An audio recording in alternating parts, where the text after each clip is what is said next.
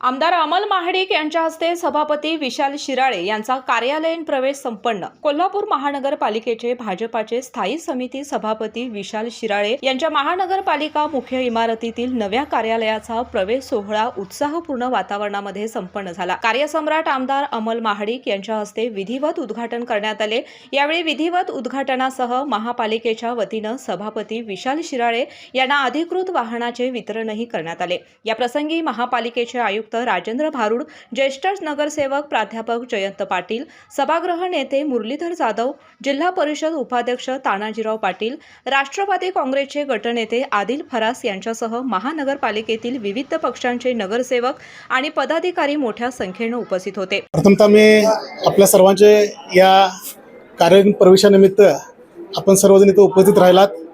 सर्वच या पक्षाचे कार्यकर्ते, आमचे गटनेते, आदरणीय आमदार अमलजी महाडिक साहेब, जयंत पाटील सर, जिल्हा परिषद उपाध्यक्ष तानाजी पाटील साहेब आणि सर्वजण आज हा कार्यालयीन प्रवेश म्हणजे येत्या काळामध्ये पक्षाने जे आपल्यावर जबाबदारी दिलेली आहे या जबाबदारीला पात्र राहून लोकाभिमुख नागरिकांच्या सर्व सोयींसाठी, त्यांच्या अडीअडचणींसाठी येणाऱ्या काळामध्ये योग्य असे निर्णय घेतले जातील आणि ज्या काय महानगरपालिकाकडून नागरिकांच्या ज्या काय अपेक्षा आहेत या सर्व पूर्ण केल्याचा प्रयत्न केला जाईल। आगामी काळामध्ये कोल्हापूरच्या विकासासाठी कशा प्रकारे तुम्ही कार्यरत राहणार आहात किंवा नवोपक्रम काय काय राबवणार आहात? आगामी काळामध्ये आमच्या पक्षाकडून आता येत्या 1-2 महिन्यामध्ये सर्व नागरिकांसाठी ई बस उपलब्ध होत आहेत। या ई बसमध्ये आमच्या पक्षाने जो अजेंडा राबवला होता, आजपर्यंत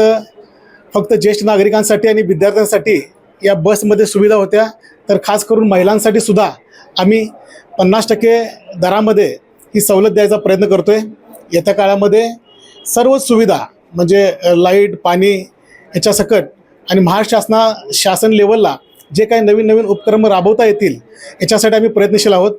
आज त्याप्रमाणे मध्यंतरी आपल्याला माहीतच असेल की कोल्हापुरामधील वाहतूक रहदारी ही कमी करण्यासाठी तावडे फाटा ते शिवाजी पूल आणि फुलेवाडी हा एलिव्हेटेड कॉरिडॉरचा आपण कन्सल्टंट नेमण्याचं काम झालेलं आहे। अगदी केंद्र स्तरावर याला मान्यता प्राप्त होईल अशी अपेक्षा करतो आणि कोल्हापूरची रहदारीची जी काय अडचण आहे ही कायमस्वरूपी दूर होईल एवढी अपेक्षा करतो। आपल्या नियोजनामुळे कोल्हापूर नक्कीच स्मार्ट सिटी बनेल यात शंका नाही। KK न्यूजसाठी व्हिडिओ जर्नलिस्ट सचिन वरेकर सह समीर मकानदार, कोल्हापूर।